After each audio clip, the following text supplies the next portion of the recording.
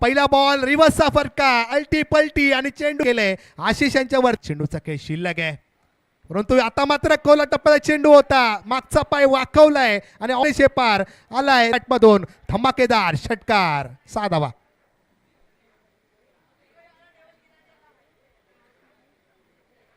नक्कीच आशिष यांचा आता मात्र फुल टॉस होता आणि त्याला फुल टोल वसूल केलाय. हा देखील आणखीन एक खणखणीत काही फटका खेळलाय. फुल टॉस होता त्याचा खरपूस समाचार घेतलाय रतन यांनी का मला बालाजी सुकीचा.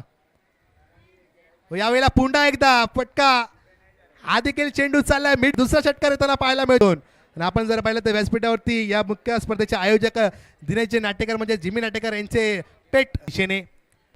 पुढचा बॉल यावेळेला आता मात्र फुल टॉस होता फटका फसलाय यष्टरक्षक चेंडू खाली. आता उपात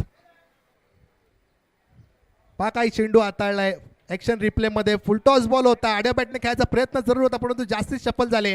बॅटची कडा घेतल्याने मागे सर्व काम यष्टरक्षक